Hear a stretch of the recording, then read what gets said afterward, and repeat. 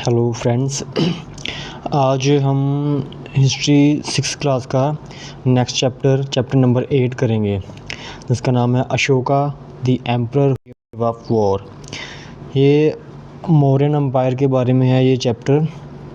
इसमें बताया गया कि पहले तो मौर्यन किंगडम था जो कैसे शुरू हुआ, और अगर वो ख़त्म हुआ तो उसने जो अशोक था उसने युद्ध क्यों त्याग दिए, वो ऐसा क्या था, ये किसके इन्फ्लुएंस में आया ये युद्ध त्याग दिए उसने।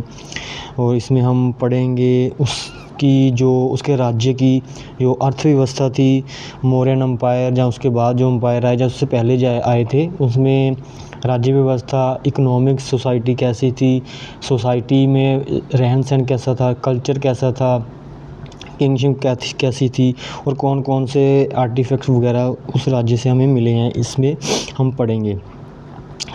ये रोशन है लड़की, इसको इसके दादाजी ने एक नोट पैसों का नोट दिया उसके बर्थडे पे, जिससे वो एक सीडी ख़रीदना चाहती थी।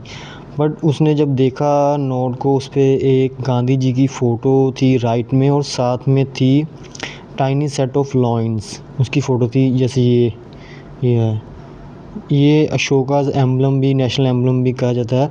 वो सोचने लगी कि है क्या ये, what were the lions there for, क्यों है यहाँ पे लॉइंस की फ़ोटो क्यों है। ये किससे रिलेटेड है, ये हम पढ़ेंगे इस चैप्टर में। A very big kingdom equal to empire. छोटे छोटे राज्य होते थे, उनको मिला के जो एक आदमी जो छोटे छोटे राज्यों को अपने कंट्रोल में कर लेता था, ज़्यादा एरिया जो अपने कंट्रोल में कर लेता था, उस किंगडम को, बड़े किंगडम को एम्पायर बोलते थे। तो the lion that we see in our note और coin have a long story. जो हम ये फ़ोटो देखते हैं हम कॉइन्स पे, अपने नोट्स पे, करेंसी पे, इसकी एक लॉन्ग स्टोरी है। ये पत्थरों पे, इनको पत्थरों पे बनाया गया था, पत्थरों पे स्कल्पचर के द्वारा बनाया गया था, इसको तराशा गया था पत्थरों पे ही। And the place on the top of the massive stone pillar Sarnath में एक पिलर था, उस पे ये नीचे बहुत लंबा पिलर था, और उस पे ऊपर ये बना कर रखा गया था। इसको बोलते हैं, ये हमारा नेशनल एम्बलम है। Ashoka was one of the greatest ruler known in the history through the history, and the inscription were inscribed on the pillar as well as on the rocks surface। Ashok था जो ग्रेटेस्ट एक famous ruler रहा है history में, जिसकी जो instructions थी, जो उपदेश थे, जहाँ उसकी जो ऑर्डर थे, वो इंस्क्रिप्शन पे, पिलर पे लिखे गए हैं, या फिर रॉक्स पे या पत्थर हैं उन पर लिखे गए हैं, उन पे उकेरे गए हैं।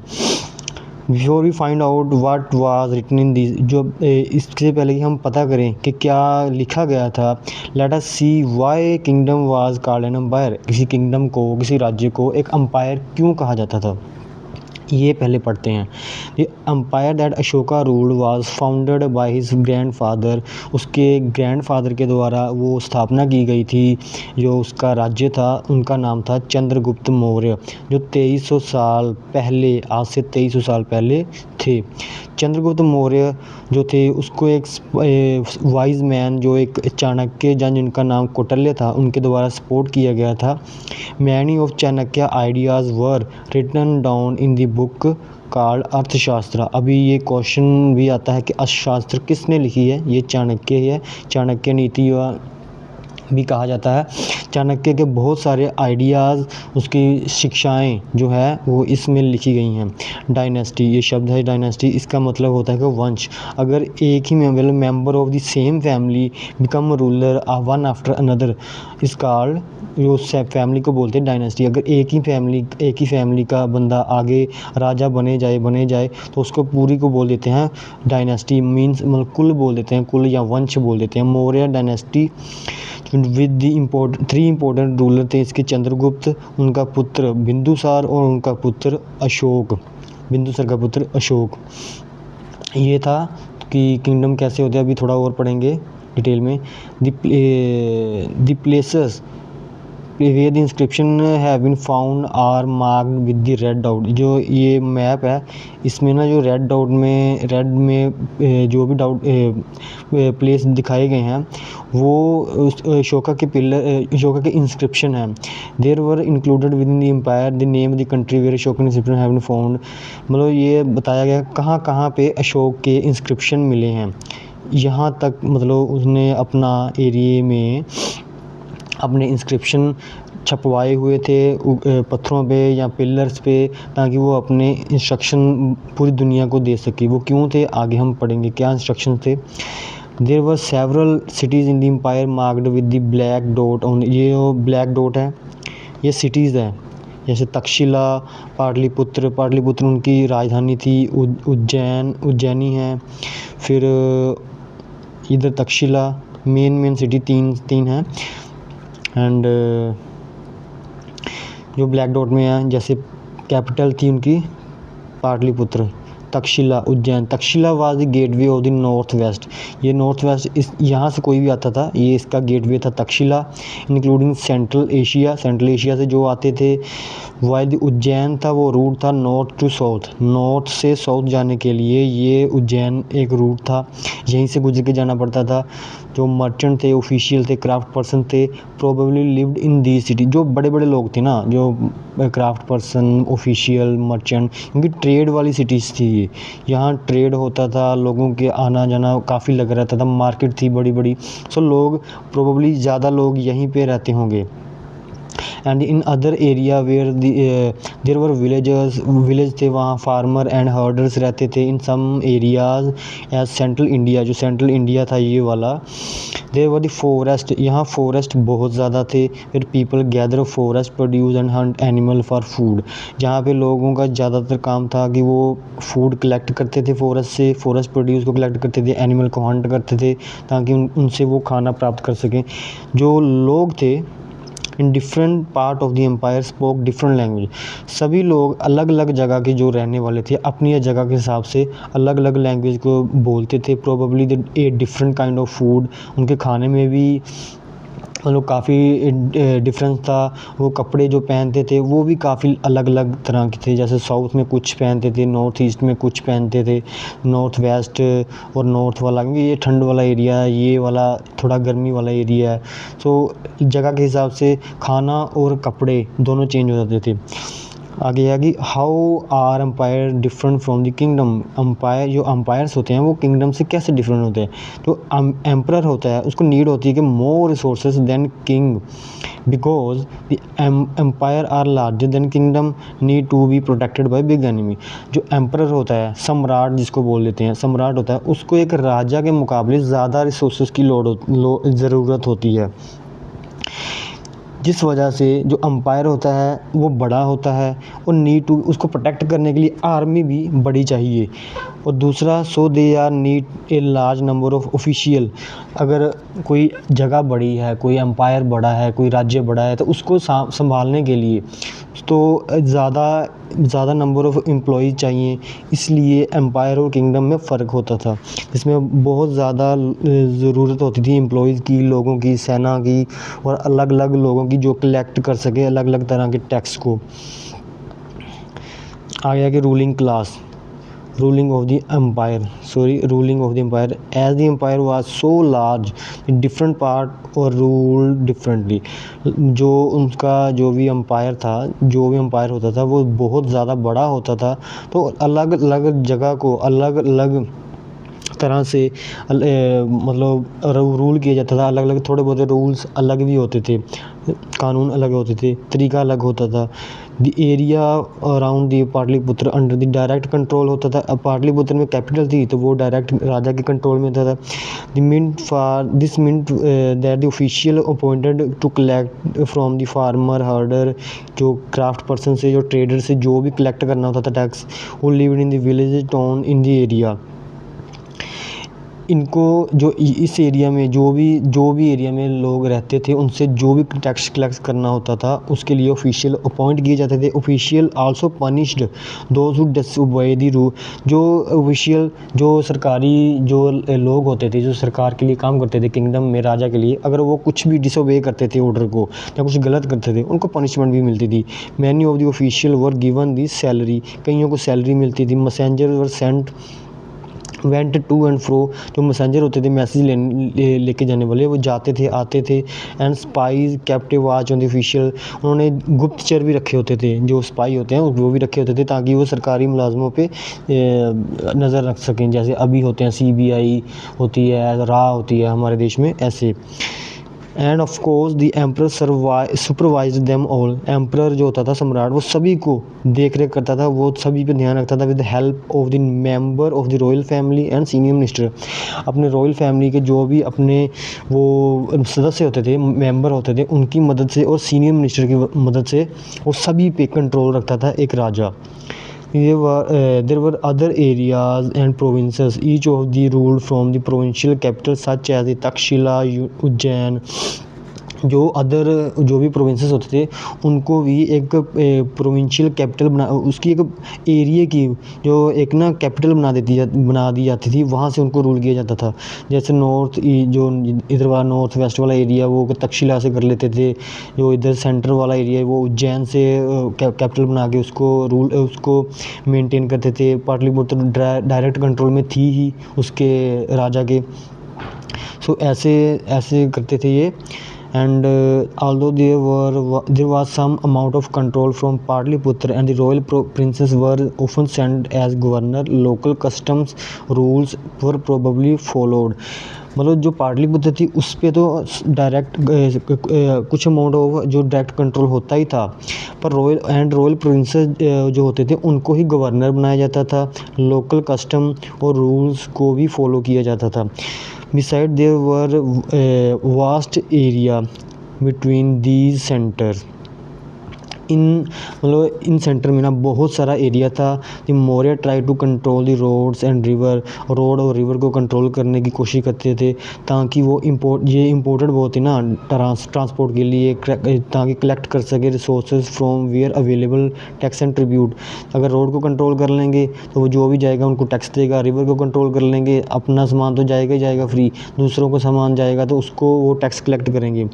For example the Arthashastra tell us that the north west, जो नॉर्थ वेस्ट इम्पोर्टेंट था ब्लैंकेट्स के लिए एंड साउथ इंडिया गोल्ड के लिए और प्रेशियस स्टोन्स के लिए। It is possible that these resources were collected as tribute. So इन जगह से ना ये चीज़ों को कलेक्ट किया जाता था ट्रिब्यूट के तौर पे। मतलब उनको राजा को देते थे लोग ट्रिब्यूट, तभी वो राजा उनको आगे रहने के लिए देता था, नहीं तो उनको अपने कंट्रोल में सीधा ले लेता। ट्रिब्यूट क्या होता है? अनलाइक टैक्सेस वो टैक्स नहीं होता था which were collected by regular basis. और ट्रिब्यूट रेगुलर बेसिस पे टैक्स जो कलेक्ट करते हैं उसको ट्रिब्यूट नहीं कहते। ट्रिब्यूट जो होता है कलेक्ट किया जाता है as when it was possible from the people who give variety of things more और लेस विलिंगली। जो खुद कोई लोग जहाँ राजा किसी दूसरे राजा को देते थे उसको अपना उसके अधीनता स्वीकार करने के लिए, वो तब देते थे विलिंगली, जहाँ विलिंगली भी देते थे, नहीं विलिंगली भी देते थे, फिर भी देना पड़ता था क्योंकि वो अपना राज्य नहीं छीनवाना चाहते थे। ठीक है, ये ट्रिब्यूट होता था इन द सिंपल लैंग्वेज। तो ऐसे there were also forested region, जंगली एरिया में था। People living in this area more और लेस इंडिपेंडेंट, वो ज़्यादातर इंडिपेंडेंट नहीं होते, उन पर कंट्रोल करना बहुत मुश्किल था। अगर कंट्रोल कर भी लेते थे फिर पीछे हटना पड़ता था, फिर वो इंडिपेंडेंट हो जाते थे।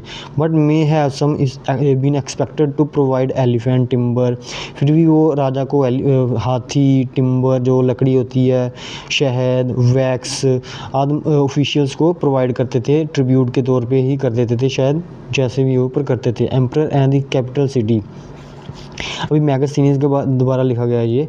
मैगस्थनी एम्बेसडर था जो कि कोर्ट में सेंड किया गया था चंद्रगुप्त के Greek ruler of the west Asia जो कि था, इसका नाम था सेल्यूकस निकेटर।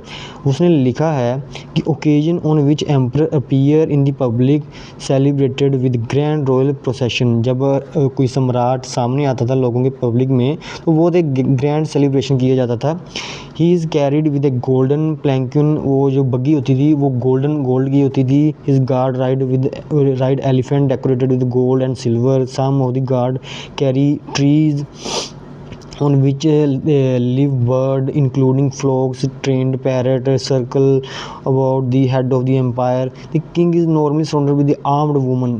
राजा को एक सशक्त जो नारियां थी जो वेपन धारण कर रखी थी उनके द्वारा सराउंड किया जाता था, वो नज़दीक रहती थी। Afraid that the someone may try to kill, राजा को कोई मार भी सकता था, शायद ये होगा। Special servant to taste the food before the, राजा से पहले सर्वेंट रखे होते थे जो खुद खाने को टेस्ट करते थे, खा कर देखते थे ताकि इसमें जहर तो नहीं है किसी ने मिलाया। In never step sleep in the same bedroom two night, एक लगातार 2 रातों तक वो एक कमरे में नहीं सोता था राजा। अबाउट द पाटलिपुत्र उसने क्या लिखा है, there is a large and beautiful city, जैसे लार्ज जो ब्यूटीफुल सिटी थी, surrounded by the massive wall and 570 tower, 64 gate थे वहाँ पे। द हाउस थे वो 2 and 3 स्टोरी, 2-3 मंजिला घर भी थे वहाँ पे जो पाटलिपुत्र थी तब की। Build of would and mud brick, जो गारे की मिट्टी उसकी ईंटों से बना होता था। किंग जो राजा का पैलेस होता था वो लकड़ी और डेकोरेटेड विद स्टोन कार्विंग से, उसको स्टोन से कार्व किया जाता था, तराशा जाता था, ऐसे डिज़ाइन बनाए जाते थे। It is surrounded with the garden and enclosure for keeping bird, मतलब गार्डन बनाए जाते थे, ऐसी चीज़ें बनाई जाती थी जहाँ पे पक्षियों को रखा जाए। तो इतना डेकोरेटेड जगह थी पाटलिपुत्र की जो बात कर रहे हैं। फिर अशोक और उसका अशोका वो एक यूनिक रूलर कैसे था बाकियों से। मोस्ट फेमस मौर्यन रूलर था अशोका।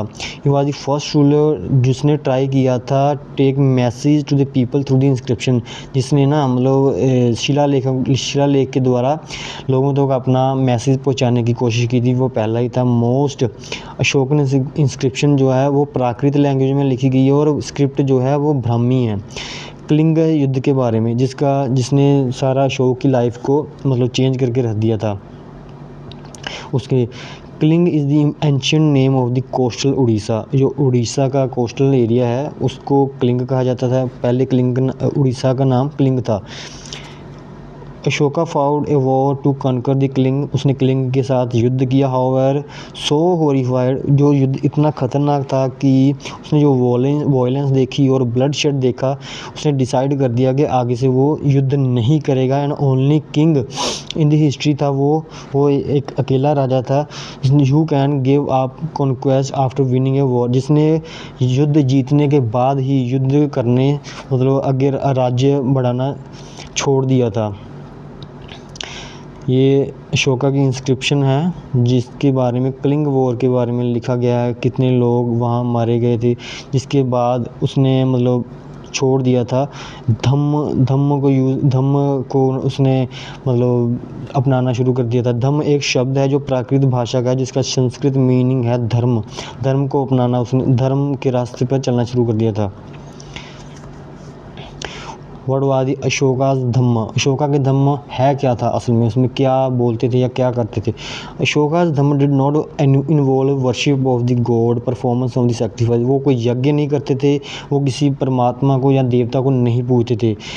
वो महसूस करते थे कि just as father try to teach children he had duty, वो समझता था कि जैसे एक पिता की ड्यूटी होती है बच्चों को सिखाना, वो अपनी एक ड्यूटी समझता था कि मैं अपने सब्जेक्ट जो मेरी प्रजा है उनको मैं अच्छी चीज़ें सिखाऊं। या उसने इंस्पायर की थी टीचिंग बुद्ध से भी, भगवान से बुद्ध से भी वो बहुत ज़्यादा इंस्पायर था। Number of problem that trouble him, वो बहुत सारी प्रॉब्लम थी जैसे जो जो उसको तंग कर रही थी, जो उसको सताती थी, जो वो मन में सोचता था। People in the empire follow the different religion, क्योंकि वो हर लोग अलग अलग रिलीजन को मानते थे। सम टाइम वो लड़ाई भी करते थे एक दूसरे के साथ धर्म के नाम पे। एनिमल को सेक्रीफाइस किया जाता था, बलि दी जाती थी। स्लेव और सर्वेंट जो होते थे उनको अच्छे से ट्रीट नहीं किया जाता था। वो लड़ाइयाँ होती थी फैमिलीज़ में, अमंग दी जो नेबरहुड होते हैं, नेबर्स में बहुत सारी लड़ाइयाँ होती थी। उसने इस अशोक ने सोचा कि उसकी ड्यूटी है इन प्रॉब्लम्स को सॉल्व करने की। सो ही अपॉइंटेड दी ऑफिशियल धम्म महामत। धम्म महामत का काम था प्लेस टू प्लेस जाना, जगह से एक जगह जाना और टीच पीपल अबाउट द धर्म के बारे में बताना। और इधर हम देख रहे हैं कि ये है कि राम पूर्व बुल, ये बुल की जो ये प्रतिमा है, जो स्टैचू है, ये रामपूर्व बुल है, इसको बोलते हैं। ये फाइनली पॉलिश्ड है, ये मोरन पिलर है। रामपूर्व जगह जो है बिहार में है। ये अभी राष्ट्रपति भवन में इसको रखा गया है। एग्जाम्पल है skill of the sculpture of the that time, कितने अच्छे से बनाया गया है, ये स्किल को उनकी उस टाइम की स्किल को बताता है। So beside the Ashoka good message inscribed, उन्हें अशोक ने ना बहुत सारे मैसेजेस को, कैसे लाइफ जीनी है, वो कैसे ट्रीट करना है एक दूसरे को, वो बहुत सारे मैसेजेस को पत्थरों पे और पिलर पे खुदवाया।